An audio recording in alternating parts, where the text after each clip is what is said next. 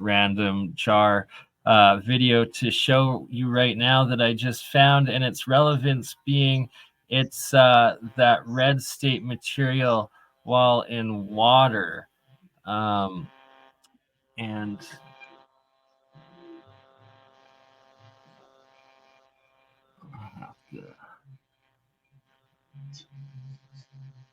so if you see all those white lines in here at the surface, that or just below the surface there at the top, that is all self-organized nanotube structures. And there's no outside electricity going into this jar at all. It's just a nano-coated triple copper coil, like the Keshi. You got to start building the Moxie generator. The 3 coils, and then the black nano coating outer cell, and then it's going down 1 copper wire over and down, connecting to another one of these triple solenoids underneath that has aluminum foil wrapped around it. And the bottom here, it's brown, and that's a mix of the half red particles and the half, I guess, orange copper material with it. This is not the right one that I want to show, but that's very anomalous stuff. So, backstory of this jar is that it had been sealed for about a year, and then I opened it up, and then it made all of that self-organizing stuff and started to like bubble and produce hydrogen for several days, if not longer. Frick. This is not the ones that I thought I was good. Sorry. If you build the Bernie, you should really start looking into the Moxie generator, because if you want to do transmutation, the Moxie generator is what you want to get into. But Moxie, what it's called. But you have to be careful with some of the stuff that gives off X-rays, and also some of the metals will generate radon gas. So you have to be very careful with this stuff. Specifically, why I held off getting into any of that sort of experimenting yet, but that's literally the next stage of what I need to start doing with taking this cold fusion stuff to the next level, the low energy for sure. What does Moxie stand for again? It's another acronym for a cold fusion process, right? Well, Fleischmann and Ponce, when they were doing the cold fusion back in the early 90s, they were using a certain metal. I forget the name of it. It's something oxide, but anyways, it produces a huge amount of X-rays. So Ponce and Fleischmann were getting exposed to all this X-rays coming off their device. They were creating a lot of power, but they were also blasting themselves with X-rays. That's why both of them are dead now. I wonder if the old lead flashings from roofing would be thick enough. Yeah, I have a whole box of those. Yeah, they are, and so is the lead flashing that used to be installed in bathrooms underneath tubs. Yeah, that would I think would work as well. I've used that quite successfully. And the other thing too is the radon gas.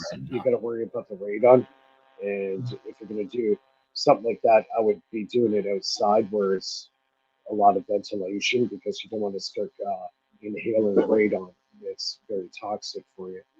So yeah, I wouldn't be doing any of those experiments in my backyard or house sort of thing until I get like a lab or could go get the power source like out in the woods somewhere or something.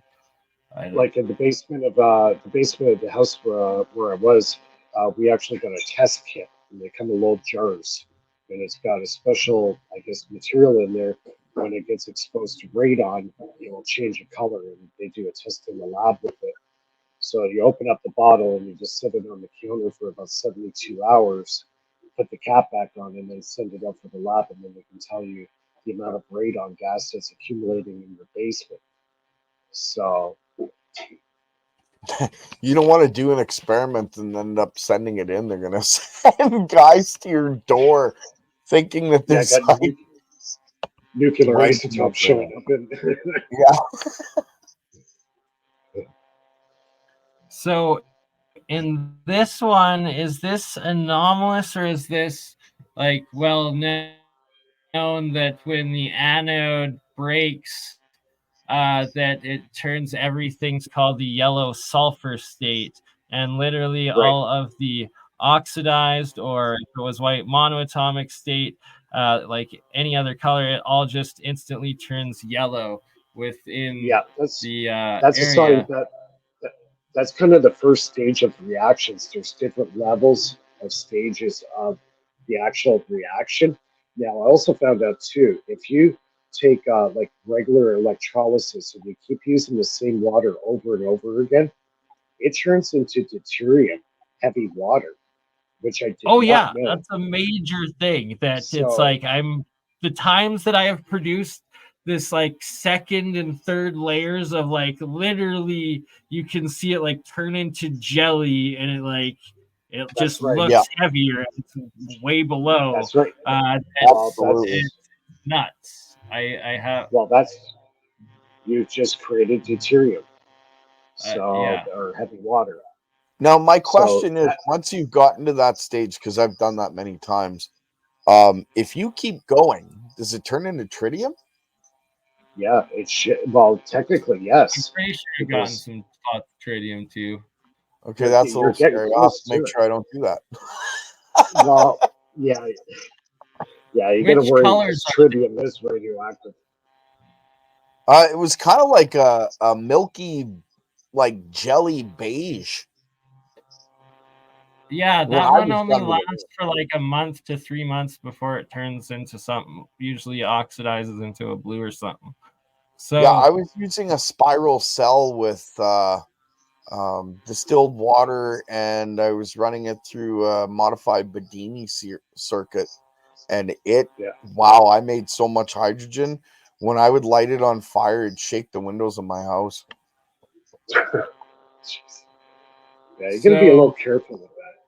It sounds like shotgun shells when it goes off. It's pretty interesting. Oh yeah, it's very fast. Really, very fast. Oh yeah, it's like a firecracker.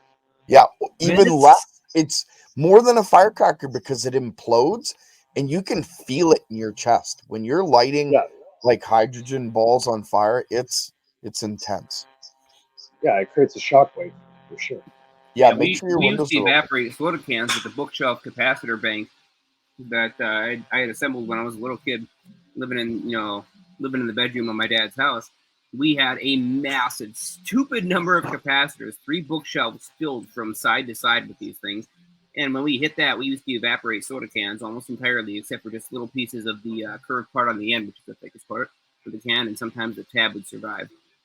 Anyways, it nearly blew off the windows. What do you make of this red, white, and blue? Because this is literally just a pure copper coil that is 3 triple rings wired back onto itself and curled back onto itself, that was used as a 5-volt anode for about an hour. Then I took it and I just placed it in this cup of regular water. And well, either one or two things. One, your coil is American Patriot.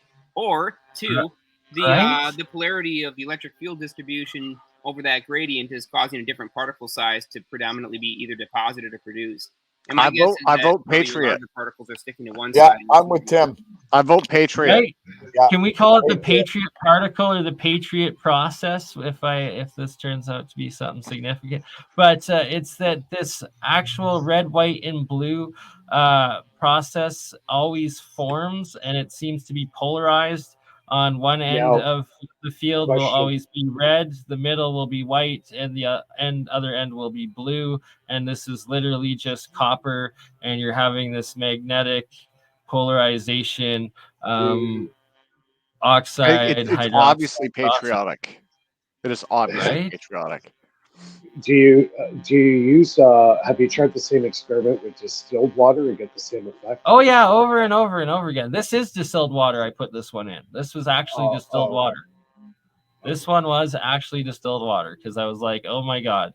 Because the thing is it'll only stay like this while it's still reactive. Once you pull it out of water and it starts to dry out and oxidize out, then it'll form a blue hard nano-coated oxidized copper oxide shell around the entire coil on the inside, and that this red inside, so this is red state metal, that it's like physically red, and I suspect that it actually is like in a meta state in that.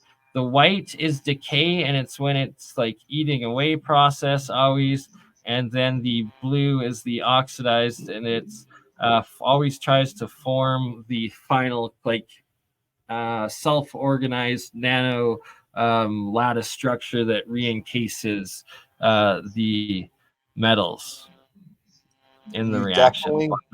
You definitely have something going on there, Bernie, because after I was done using my cells, they look like they were deteriorated and rusted and been in there for 20 years. Yours look completely different. Oh no, it's different things that I can form over and over again. So this right here was close. This is like a silver 1 ounce silver coin that I left the reaction going for a couple months straight, and it waxed and waned. This cloud of monoatomic silver in the silver oxidized rest of the solution would shrink as the lunar cycle waxed and waned, and it like turned into nothing. Let's see. I think I have the photo here. A couple days later. Human. Oh, Bernie, you know what metal you should try to get a hold of, if you can, is titanium oxide. Yes. So here you go. Here's right when like the moon was nothing at all, and you can see that there's like literally nothing that was being produced at all, and like it completely oxidized everything up. And then as the moon started to go into full again, sorry, that was a different reaction. See, every time the anode completely corrodes away and breaks off, the entire solution always turns yellow instantaneously. It's strange. Like this blue thing will instantly turn yellow once. Do you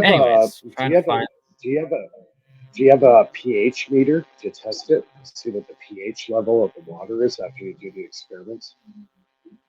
No, I need to start doing those aspects of it. Yeah, you can order them online.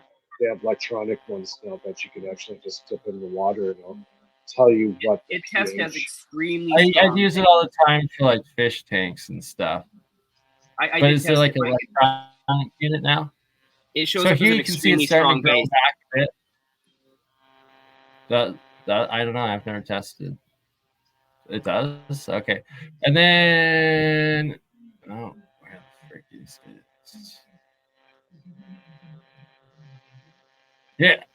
The supermoon, and it completely refilled the jar with white silver monoatomics on the full moon that was then the supermoon after it like had gone down to nothing. And then it's like when the moon was giant and it was a supermoon, it literally filled the container with the silver monoatomic the next day. Like it was crazy. So that has blown my mind, and I don't know how the moon affects silver, but it does somehow, and I don't know why the sorry, I went on for a little ramble. Well, and then there's that leftover signature remnant of where the coil used to be placed after it was removed from the system. That still left the spiral, and that means you have to disturb the water and everything in order to take it out, or you have to do something, to affect removing the coil. But it still ended up producing the spiral pattern exactly where the coil was sitting. So no, it wasn't right where the coil was sitting. It just always happens in the center of the solution. Every time it's like I'll either add water in, or every time I will like restart the electrical connection. The first time it will turn into that spiral as it reorganizes itself. Yeah, there's a show that you did some time back. We talked about all this in quite an extensive detail with myself and Bob Grenier, and you'd explain the whole thing. and Yes, sir. with video clips too. So Guys, I gotta bail out for a bit. Actually, I have to log into the other StreamYard account and set up the February conference for APAC. So awesome, guys. Sorry, yeah. Tim, I went on a tangent there, and I was No worries, no worries. with you while you Thanks were for having here. me on. Thanks for having me on, man. Thanks for sending me the Thanks for invite. being here. See, now I completely have a brain fart, right? As you're about to take off, I wanted to discuss a couple of different recordings of neurotransmitters and other necessary chemicals like sugars and stuff that are in the brain and in other parts of the body, ready for fast delivery. And it utilizes them anytime that you are in dire straits. So if we could say simulate that same kind of effect, where instead of having to get this adrenal response, we pumped in the energy from the outside, from an electromagnetic coil system, or from some photonic stimulation, or from sound, or even more. What if we combined all of them together? Who knows what we could do? Well, it's funny you say that because I am working on a device that does that very same thing. Sound, light, and energy all imparting into the body through a tube that you stand in, and you're actually surrounded by plasma that dances around you. It's kind of an interesting concept. I can't wait to show it off. I like it. I like the sounds of it. It sounds very similar to what I saw eventually get developed through the Keshi Foundation, but Hey, if somebody else did it before me, by all means, I'm not looking it's to make a mill. Connecting the two types. It's figuring this technology out. It's Absolutely verifying that this is legitimate stuff, and there's actually many others working on it and having different parts of it figured out, and bringing this all together and making it materialize into real working systems, which if we it know works, I'm gonna disseminate the plans immediately for free. Everybody should have one in their house. You know what I mean? Like, why not? You break an arm, you go stand in the tube for 15 minutes a day, and it heals in 3 days rather than in 6 weeks. That's something everybody needs. So look at these nanotubes. These are just copper.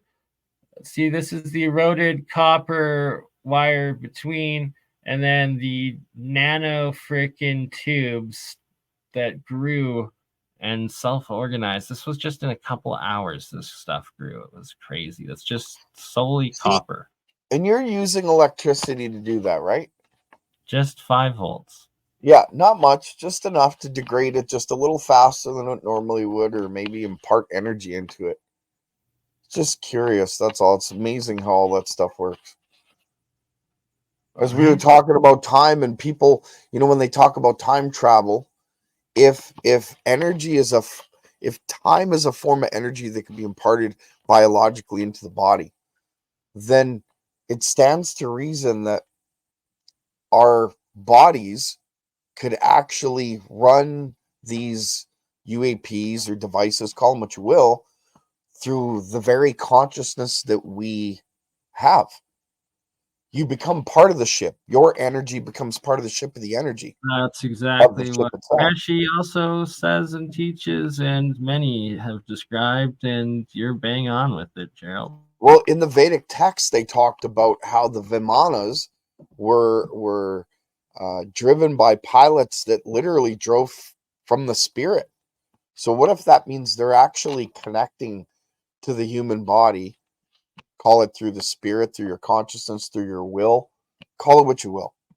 But if that's the case, then you would become part of the ship. The ship would become alive because it would be part of you. Anything that happened to the ship, you'd feel it. It would almost be like an extended version of your man, system.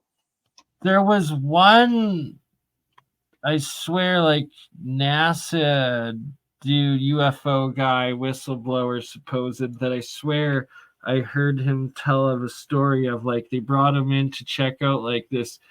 He was just like in his young teens or something, but like some protege kid at that point, that they brought him in to see this, like if he could figure out the skin of this spaceship or something like that in some freaking hangar, and that like the kid witnessed when like they like heard it, like trying to like take a sample out.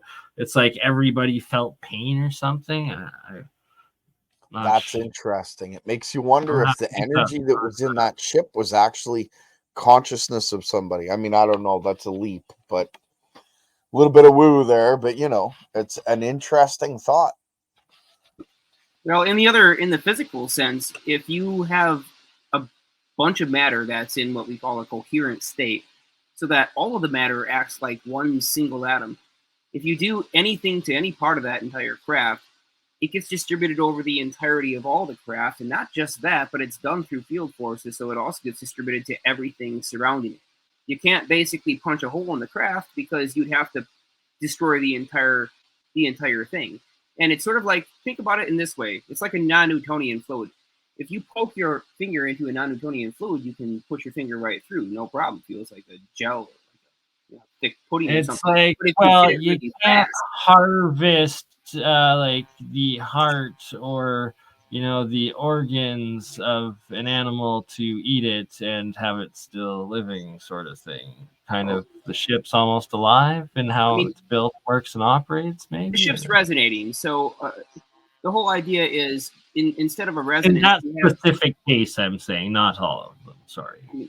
When you have a system of resonance, you have stored energy.